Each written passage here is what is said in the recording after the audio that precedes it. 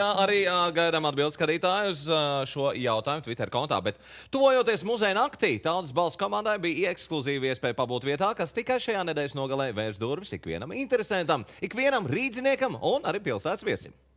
Mēs runājam par Spilves lidostu, kurā ir vērts nokļūt ikvienam bērnam, jaunietim un arī vecākiem. Katrā ziņā Rīgā būs par vienu vietu vairāk, kur pamielot acis un pasapņot. Pēc otrā pasaules kara Spilvē kļūstot par satiksmes aviācijas centru, toreiz jaunā lidostas ēka bija spilgts padomju neoklasicismu piemērs, kas gadu gaitā no krāšņa nama kļuva teju par graustu. Tad, kad dzima ideja šeit izveidot aviācijas muzeju, nācās vispirms nomainīt tekošo jumtu, sakopt pamatīgu postažu, savākt būvgrudžus un noņemt no sienām dažādus 90. gadu plakātus un uzlīmes. Tagad lidostas centrālā ēka ir atguvusi savu kādreizējo auru, un jau no šīs nedēļas nogales vēl tikai topošais aviācijas muzejs jau gaida ciemos visus interesantus. Var apskatīt eksponātus, var apskatīt esošas, bijušas lidmašīnas, ļoti interesants. Es par visām nestāstīšu un neteikšu, jā, lai katrs atnāk un apskatās.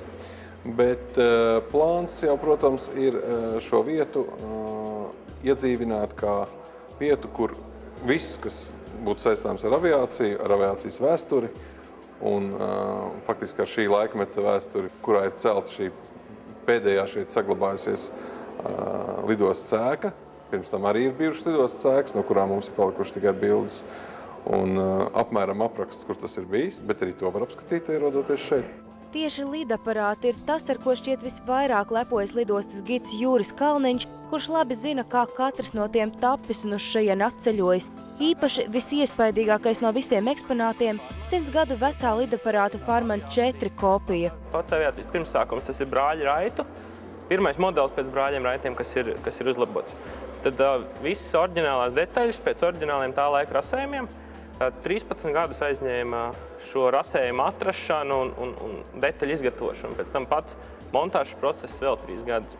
Tikpat vērtīgas, cik lidaparāti, ir arī pašas lidostas ēkas telpas. Sirpju un āmurēs viens saglabājuši savu vietu, tāpat kā unikālais 54. gadā tapušais sienas glaznojums, kas esot viens no lielākajiem Rīgā un kuram arī ir savs īpašais stāsts. Gan par to, kā tajā iekļautas būves, kuru Rīgā tolaik nemaz vēl nav bijis, gan kā Staļins pārtaps par tautumeitu.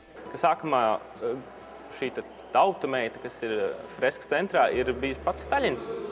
Bet pēc tam Hruščova laikā šis kults, tā teikt, ir apspiests un nedaudz savādāk attīstīts, un tad arī sienu gleznojums ir pārzīmēts.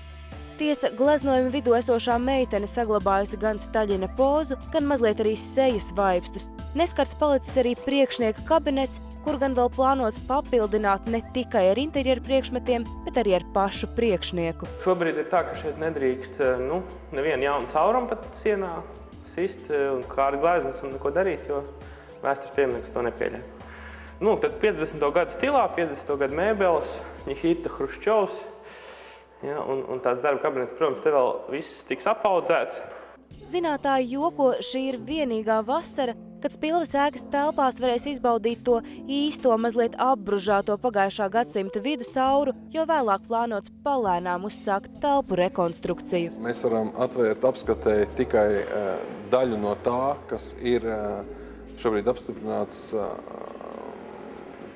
kā iegūs valsts pieminekļa status. Pie tam daļa no tā. Jo ēka jau, protams, ir nostāvējusies un viņa ir jārestaurē. Mēs esam, teiksim, tās restaurācijas gaidu priekšvakarā. Ja? Mēs gatavojamies projektēt restaurācijas projektu, mēs gatavojamies citiem darbiem, ja? Bet gribam ļaut cilvēkiem apskatīt to, kas ir saglabājies, jo tas, kas ir saglabājies gana labi. Patiesībā tās arhitektoniskās vērtības, kā arī to atzīmē speciālisti, ir saglabājušās ļoti labi, jo šī ēka nav izmantota pēc tam kaut kādiem citiem mērķiem. Ja? Tā kā nāciet. Ieva Brante, Kaspars Markus, Tautas balss. Tā vien fēna lieta būs nedēļas nogalēs Spilves, vai ne? Es sapratu, tu jau ieplānoji noteikti. Jā, pavisam noteikti, obligāti. Tas ir jāapmeklē, vai ne? Un tā joprojām, bet skatītāji pēc